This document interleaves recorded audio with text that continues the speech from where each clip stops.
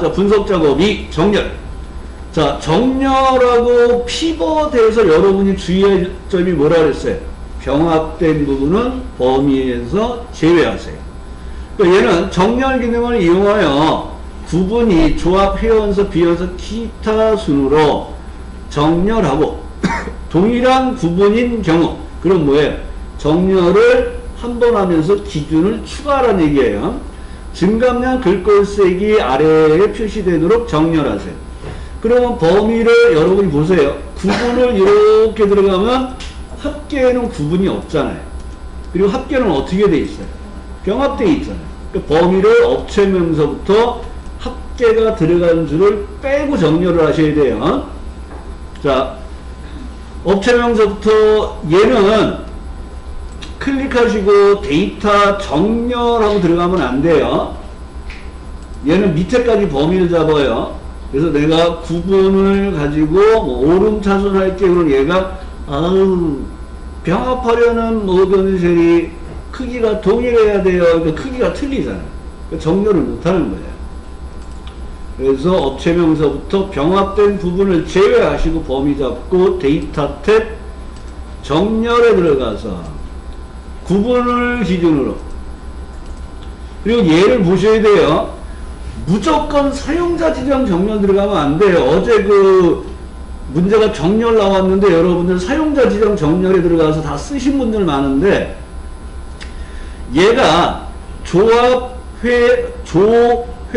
비, 기, 오름차순, 내림차순이 아니네. 그러면 사용자 지정 정렬을 가는 거예요. 얘가 예를 들어서 기타가 먼저 나오고 비원서가 나온 다음에 조합이 나오고 회원사가 나온 순서대로, 그러니까 기타, 비원서, 조합, 회원사 순으로 정렬하세요. 그럼 뭐예요? 오름차순 돼 있으면 그냥 하시는 거예요. 사용자 지정 정렬 들어가는 게 아니고. 근데 얘는 조, 회, 비, 기니까 오름차순도 아니고 내림차순도 아니잖아요. 이럴 때 사용자 지정 목록으로 들어가시라는 거예요. 그리고 여러분들이 직접 이렇게 줄을 바꾸어서 입력하거나 쉼표로 구분해서 입력하셔도 돼요. 제대로 그냥 줄을 바꿔서 입력해 주세요. 자, 공격수 엔터, 골키퍼 엔터, 미드필드 엔터, 수비수 엔터. 조합인데. 아, 그런가요? 네, 조합, 회원사, 비원사, 기타 순으로 입력을 해 주시고요.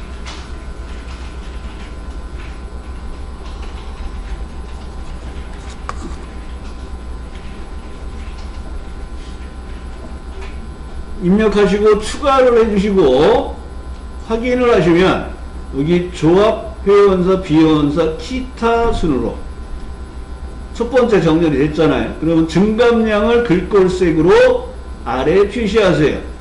그러면 기준 추가하시고 기준이 증감량이 되겠죠. 값이 아니라 얘는 글꼴색이잖아요. 그러니까 글꼴색을 선택하시고 검정색이야 빨간색이야를 정하시면 되는데 255 빵빵이 빨간색이에요. 검정색은 RGB 값이 빵빵빵. 빨간 거를 어디에 표시해요? 아래에 표시하세요. 하고 확인을 눌러주시면 돼요. 그러면 조합에 관련된 내용들 중에서 글자색이 빨갛게 되어 있는 것을 아래에 내리시면 돼요. 그 옆에 정답이 있으니까 정답을 좀 확인하셔도 돼요. 되셨나요? 안 대표?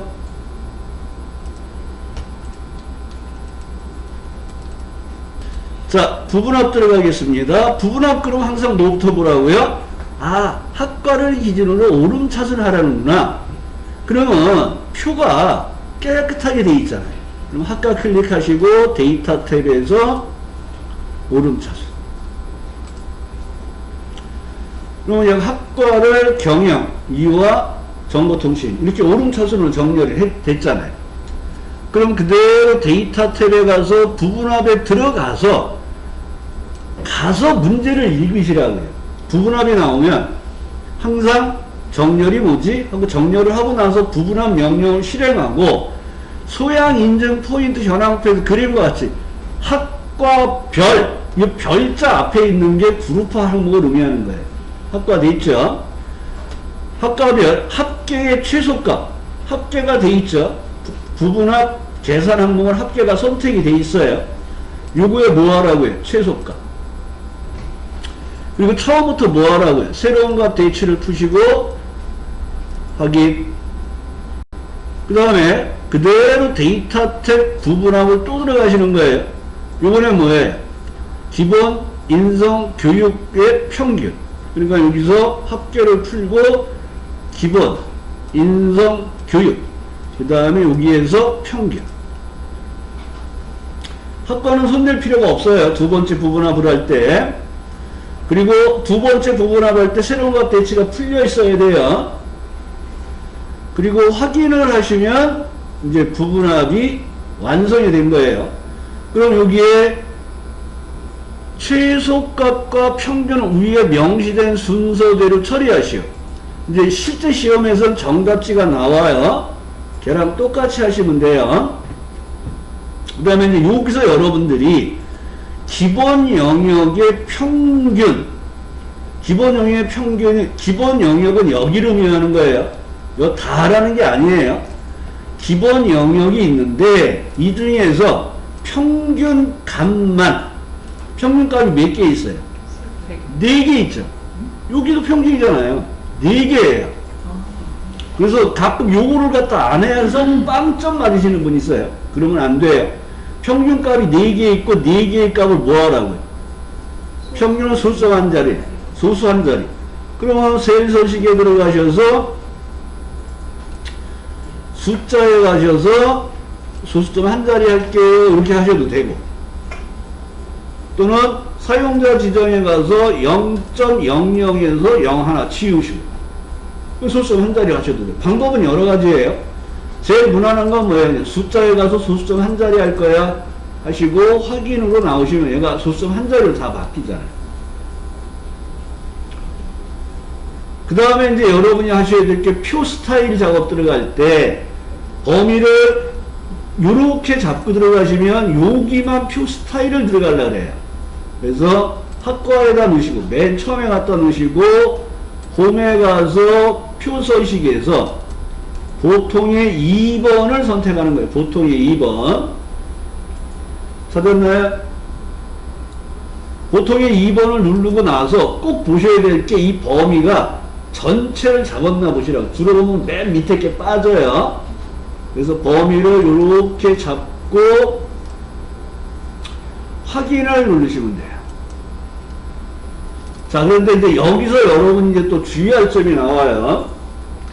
자, 여러분이 지금 표 서식을 적용을 하면 얘는 뭐가 되냐면 액세스 스타일의 테이블 형태로 표가 바뀌어요. 그래서 이렇게 해놓고 나서 부분합을 했어요. 부분합을 갔더니 부분합을 잘못했어요. 그러면 어떻게 하라 그랬어요? 부분합에 들어가서 뭐 하라 그랬어요? 잘못했으면 모두 제거를 하라 그랬잖아요. 데이터 탭에 가서 부분합을 들어갈 때 부분합이 선택이 안 돼요. 이 표는, 그러니까 쉬운 얘기로 지금 여러분들이 요 표 서식을 들어가면 이 표 서식을 만든 순간에 엑셀 스타일에서 액세스 스타일로 바뀌는 거예요. 표 자체가. 그래서 요거를 변환을 못 시킨단 말이에요. 그래서 어떻게 해야 되냐면 클릭하면 표도구 디자인이라는 게 있어요. 그럼 여기서 범위로 변환이라는 명령이 있어요. 얘가 1번 표로 돌려주는 거예요. 표 서식에서 1번 표로. 얘를 돌려서 넣으면 여기 뭐가 없어졌어요. 필터 단순이 없어졌잖아요. 그리고 부분합에 가서 모두 제거가 된단 말이에요. 근데 여기에서 표 서식이 좀 따라 나왔잖아요. 그럼 요거를 범위 잡고 채우기 없음 뭐 이런 작업을 해주시면 되겠죠. 테두리 모든 테두리 넣어주시고 채우기 없음. 그 글자색은 뭐 검정. 이런 식으로 다시 바꿔준 다음에 부분합을 다시 하셔야 돼요. 그러니까 표 서식이 실제 부분합에서는 잘 나오지는 않았던 걸로 알아요. 근데 이제 표 서식을 지정하고 나서 부분합이 잘못되면 수정하기 어렵단 말이에요. 그럼 여러분들이 뭘 생각하셔야 돼요? 표 스타일을 적용하기 전에 부분합을 제대로 했는지 꼭 검토를 한 다음에 표 서식을 넣으셔야 된다는 얘기예요. 아니면 제거하고 다시 또 하셔야 되잖아요. 그러니까 표 스타일을 제거하고 부분합을 또 제거하고 또 이렇게 들어가야 되니까 표 스타일이 나오면 부분합을 제대로 했는지 확인한 다음에 적용을 먼저 하시라는 얘기예요. 아시겠죠, 여러분? 자, 다 되셨나요? 데이터 표 넘어가겠습니다. 자, 데이터 표는 항상 요게 함정이라고 했어요. 여기에다 계산하세요. 그래서 여기 범위 잡고 하시면 안 돼요. 데이터 표하고 통합은 범위를 한 줄 한 열을 넓혀서 가셔야 돼요. 더 선택해서. 그 다음에 데이터 표는 뭐예요? 수익률과 투자 기간이 이렇게 변할 때 수익금의 변화를 표에 넣어달라는 얘기잖아요. 그러면 내가 구하고자 하는 수식을 는으로 연결하고 시작하라 했어요. 는으로 수익 금액을 먼저 여기 연결하는 거예요. CO라고. 그 다음에 연결된 수식부터 변화하고자 하는 데이터를 포함해서 범위를 잡아야 돼요. 그리고 10행에, 여기 보면 10행이잖아요. 10행에 수익률의 변화가 들어가 있잖아요. 그 다음에 C열에 투자 기간의 변화가 있는 거예요. 그래서 행값은 원래 있는 수익률 C4, 열값은 투자 기간이 들어가 있으니까 원식의 투자 기간이 그러니까 투자 기간 3년이 1년부터 10년까지 변하면 값이 어떻게 될까? 수익률이 5%인데 얘가 1%부터 10%까지 변하면 어떻게 될까를 알고 싶은 거를 표로 보여주는 거예요. 연결된 수식부터 표 전체 범위 잡으시고 데이터 탭 가산 분석의 데이터 표. 행값은 뭐예요? 수익률. 그 원식의 수익률 5%가 이렇게 바뀌는 거예요. 열에 있는 값은 뭐예요? 투자기간. 투자기간이 3년인데 1년부터 10년까지 변할 때 수익금의 변화는 어떻게 될까를 알고 싶은 거예요. 그리고 확인을 누르시면 되겠죠. 샵이 나왔네요. 표 전체 범위 잡으시고 더블 클릭으로 너비를 넓혀주시면 되겠죠. 근데 데이터표 두 번째 해보니까 좀 기억이 나시죠? 그러니까 얘가 왜 기억이 안 나냐 하면 우리가 기출문제 1회부터 10회까지 하는 동안에 데이터표가 많이 안 나왔다는 거예요. 그러니까 여러분들이 더 기억을 못 하시는 거예요. 그러니까 매일 연습하셔야 돼요. 되셨나요? 안대표? 진짜예요? 이유진님 됐어요? 네. 자, 그러면 목표값 찾기 들어가 보겠습니다. 목표값 찾기는 결과값과 입력값이 있는데 결과값이 얼마가 되고 싶으면 입력값이 얼마가 돼야 될까를 알고 싶은 거예요. 그래서 목표값 기능을 이용하여 지점별 가전 제품 판매 현황표에서 서초점 냉장고가 여기 있는데 판매 총액이 9,600만 원이 돼 있단 말이에요. 얘가 얼마가 되냐? 1억 원이 되려면 판매량, 여기 판매량이 있죠. 이 값이 얼마가 되면 1억이 될까? 그러니까 얘가 결과값, 얘가 입력값. 목표값은 1억이에요. 그럼 여기 결과값에다 포인트 넣고 시작하시는 거예요. 물론 다른 데 넣고 하셔도 돼요. 그런데 목표값 찾기를 들어가면 첫 번째 찾는 값이 결과값을 찾는단 말이에요. 그래서 여기를 선택하고 들어가라는 거예요. 자, 데이터 탭 가상 분석의 목표값 찾기. 그럼 얘가 수식셀이 어디야? 하고 물어보잖아요. 그러니까 우리는 C10이야. 그러니까 수식셀이 뭘 생각하라고요? 결과값. 찾는 값이 뭐야? 이 결과값이 얼마가 되길 원하는 거예요. 1 빵빵, 빵빵빵, 빵빵빵. 1억이 되고 싶어요.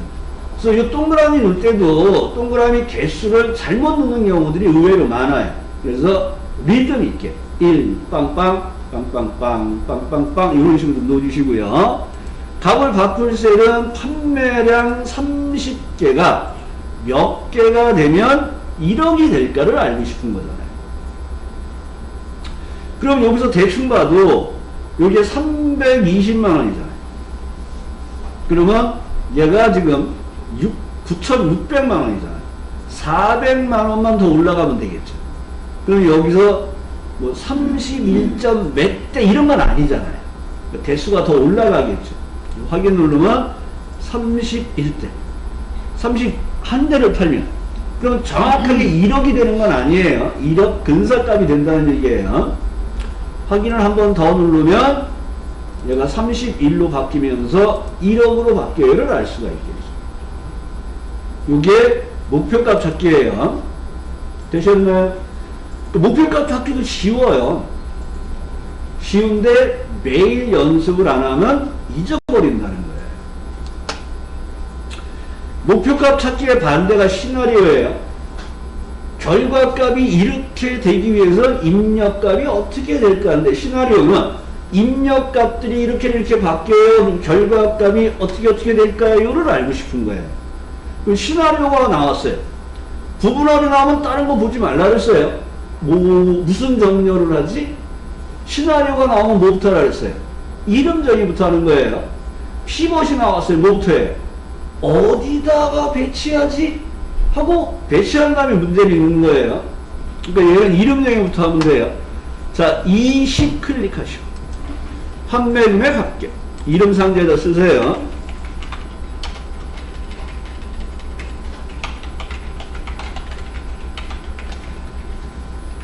엔터.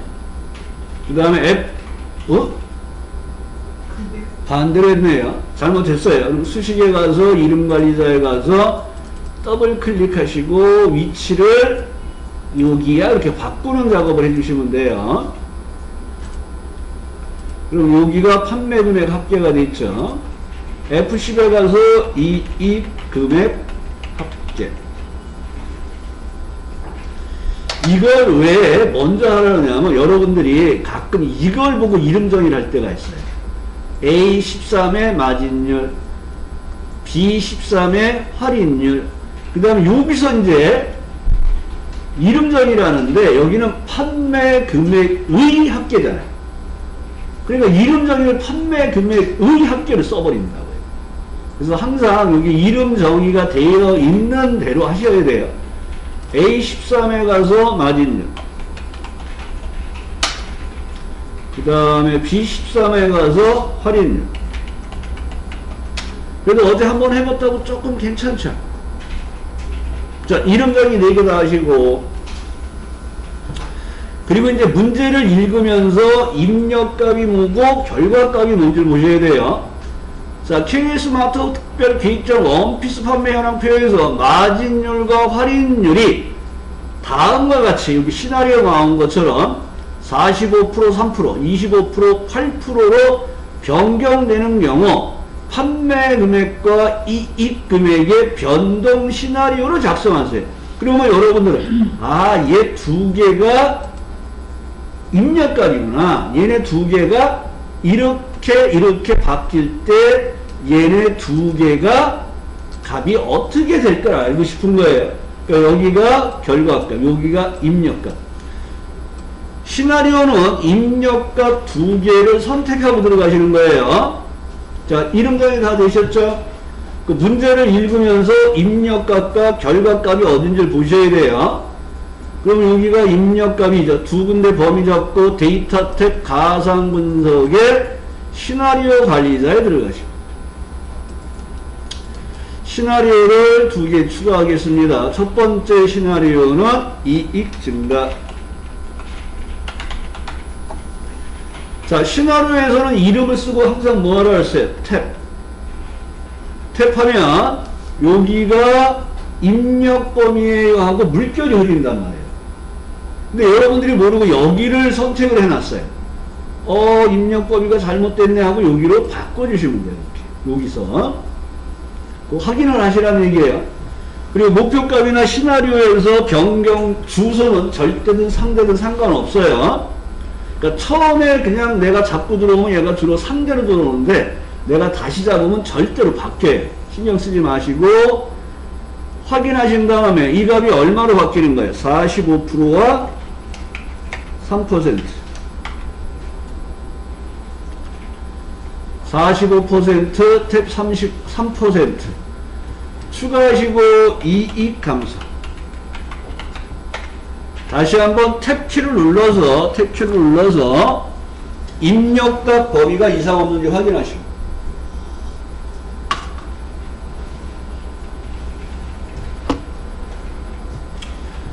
자, 요거는 확인만 하시면 되겠죠. 물결이 여기, 입력값이 제대로 됐네. 확인하시고, 변경되는 값이 얼마? 25%. 몇 프로? 8%.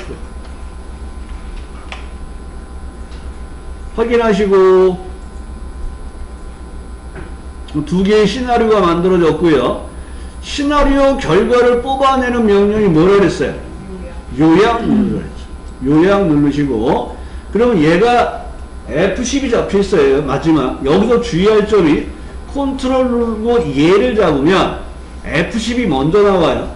그 뭐가 나오냐면 이익금의 합계가 나온 다음에 판매금액의 합계 나와요. 근데 여기서는 어떻게 돼 있어요? 판매금액의 합계와 이익금의 합계 순으로 나와야 돼요. 이게 순서예요. 그래서 여기서 아까 F10이 이렇게 나와 있었잖아요. 여기가 결과세 하나만 잡혀 있잖아요.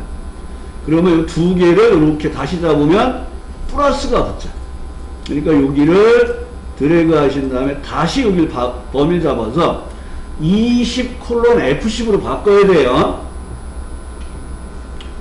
무슨 얘기인지 이해되셔야 돼요. 지금 얘네들도 순서가 맞아야 된다는 거예요. 그 다음에 확인하신 다음에 현재 시트 앞에 빠졌어요. 그럼 마지막에 이걸 보시라 그랬죠. 시나리오 요약 시트는 시나리오 이 시트 바로 앞에 위치시켜요. 한 번이 뒤로 나온다 그랬어요. 한 번이 10번 중에 한 번이. 그래서 앞인지 뒤인지 꼭 확인하셔야 돼요. 되셨나요? 그러면 이제 요약이 나오면 여러분들이 이름 정의한 4개가 제대로 나왔나? 시나리오 2개가 제대로 있나? 내가 변경되는 값이 25% 3% 25% 8% 45% 3% 25% 8% 이상 없이 나왔나 보셔야 되는 거예요. 이게 잘못돼서 뭐하라 했어요? 시트 삭제하시고 이름 정의가 잘못됐어요. 수식 이름 관리자에 가서 수정하셔야 돼요. 시나리오가 잘못됐어요. 데이터 탭 가상 분석의 시나리오 관리자에 가서 해당되는 시나리오 편집으로 가서 수정하시고 요약에 와서 그럼 이제 요약 2개가 잡혀 있잖아요. 이번엔 절대 주소가 안 돼 있죠. 절대 상대 신경 쓰지 말라 그랬어요. 확인하시면 그대로 나옵니다. 그러니까 얘는 시트를 삭제를 하면 내가 만들었던 이름정이나 시나리오는 없어지는 게 아니에요. 그걸 수정해서 다시 뽑으셔야 돼요. 잘못됐을 때. 시트 삭제하고. 네. 자, 피벗이 나오면 뭐부터 보라고요? 위치가 어디지? 이거부터 보시는 거예요. 문제부터 읽지 마시고. 이거 분석할 필요 없어요. 피벗이네? 범위를 이렇게 잡고 들어가는데 얘도 정렬하고 마찬가지로 뭘 범위 잡으면 안 돼요? 병합된 부분을 범위 잡으면 안 돼요. 범위 잡고 삽입에, 자, 점퍼명부터 범위 잡고 삽입에 피벗을 누르시고, 어디에? 동일한 시트의 H3이니까 새 워크시트가 아니라 기존의 워크시트의 H3이란 말이에요. 이렇게 위치를 잡아주시고, 확인. 그러면 피벗 테이블 레이아웃이 나왔잖아요. 그럼 이때부터 문제를 읽으시는 거예요. 자, 피벗 테이블 기능을 이용하여 고객 예금 현황표에서 이름은 보고서 필터. 여기가 보고서 필터라고 되어 있는데 이름을 요 필터에 갖다 놓으라는 거예요. 그러니까 이름을 끌어다가 필터에 넣으시고. 그러면 여기서 여러분이 당황하시면 안 돼요. 필터는 피벗 테이블 영역 위에 들어가요. 두 칸 위에. 그래서 얘는 H1에 들어가는 거예요. 당황하지 마시고. 계약기간은 행 레이블로. 그럼 계약기간을 끌어다가 행에다 넣으시면 돼요. 점포명은 14불. 점포명을 끌어다 14불. 이렇게 문제를 읽으면서 하나씩 가시는 거예요. 여기부터 읽어야 아무 작업을 못해요. 그래서 먼저 피벗 테이블을 만들고 문제를 읽으시는 거예요. 그 다음에 갑에는 계약금 이자액의 평균. 그럼 계약금에 끌어다가 시그마에 있는 데다 놓으시고 클릭 값 필드 설정 바로 여기서 하라 그랬어요. 이자에 끌어다가 계약금은 밑에 놔야 돼요. 얘도 순서 틀리면 빵점입니다. 클릭하시고 값 필드 설정해서 평균. 자, 이렇게 배치를 했어요. 그리고 행과 열의 총합계는 나타나지 마세요. 그러면 총합계의 작업을 하는 게 어디서 한다 그랬어요? 분석 말고 디자인에서 한다 그랬죠. 디자인에 들어가서 총합계에서 보면 행과 열의 총합계 해제를 눌러주시면 되는 거예요. 디자인에서 하시는 거예요. 이것도 책에 설명하고 좀 틀려요. 클릭하시고 그 다음에 뭐예요? 시그마 값을 행 레이블로 위치시키죠. 여기 보면 계산하는 작업이 두 개가 들어오면 여기 시그마 값이라는 게 생겨요. 얘를 끌어다가 계약기간 밑에다가 요 시그마를 누르는 거예요. 요 점포명 밑에 있는 시그마 값을 계약기간 밑으로 옮기라는 거예요.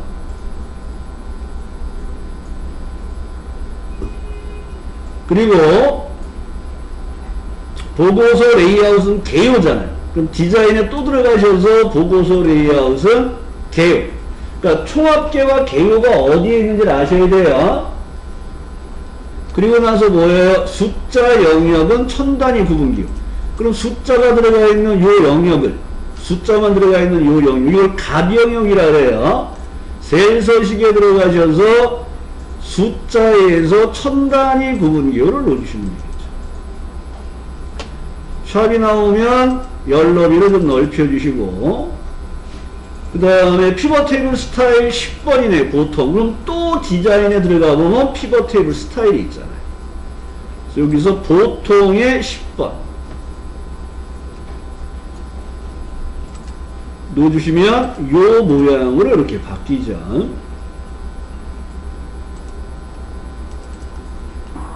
이거는 2학년 성적표에 여기에다 계산해서, 이게 데이터표 똑같이 함정이에요. 통합은 항상 첫행 첫열에 있는 값들을 모아서 통합을 하기 때문에 범위를 성명부터 잡고 하셔야 돼요. 성명부터. 그리고 나서 데이터 탭에 들어가서 통합을 들어가시는데 항상 위에서 밑으로 내려오는 거예요. 뭐 하는 거예요? 평균. 그럼 평균을 먼저 선택하시고, 참조하는 게 표가 두 개뿐이 없네요. 표 1과 표 2. 그럼 여기 성명서부터 범위 잡고 추가. 두 번째 표도 성명부터 범위 잡고 추가. 제가 여기서 왜 성명부터 범위 잡으라 그러면 통합할 표의 첫 번째 값이 성명이잖아요. 그래서 여기 성명부터 범위 잡으라는 걸 말씀을 드리는 거예요. 그리고 마지막에 꼭 첫행 왼쪽 열에 있는 값들을 가져다가 통합을 해주세요. 이런 식으로 작업을 하셔야 돼요. 그럼 평균이 구해지죠. 제가 이 얘기를 왜 드리냐 그러면 여기까지 정도면 될까요? 어떤 표에서는 여기에 요런 내용이 들어가 있는 거예요. 요렇게 점포명이 이렇게 들어가 있단 말이에요. 지금 기말고사, 중간고사니까 학교 이름이 들어가 있다고 볼게요. 그러면 통합할 표가 요렇게 돼 있잖아요. 표가. 그럼 여러분이 통합을 할 때 잘못됐으면 요거 이제 범위를 삭제하고 하시는데, 여기에서 여기가 성명이잖아요. 여기부터 범위 잡아야 된다고. 앞에 잡으면 안 된다고. 앞에를 잡으면 마지막 우리가 첫행 왼쪽 열에 있는 값을 가져오라 그랬잖아요. 그러면 여기 성명하고 여기 있는 점포명하고 비교해서 찾아온단 말이에요. 사람 이름이 없잖아요. 그래서 여기가 성명이면 표가 이렇게 돼 있더라도 성명부터 범위 잡으셔야 돼요. 성명부터. 그리고 어떤 경우가 또 있었냐 그러면요. 표가 이제 이렇게 돼 있는 거예요. 여기가 병합을 해볼까요? 여기도 이제 병합을 해요.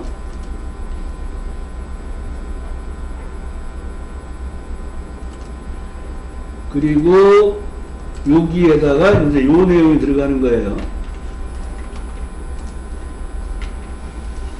그리고 여기가 요렇게 돼 있다. 이렇게 돼 있어요. 표가. 그러니까 중간고사, 기말고사 이렇게 돼 있어요. 그러면 얘는 표가 몇 개예요? 여기가 또 없어져야죠.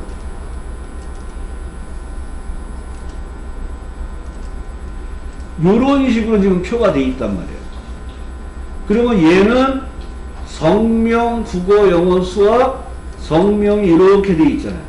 얘는 표가 하나예요. 이런 것도 시험에 나온 적이 있어요.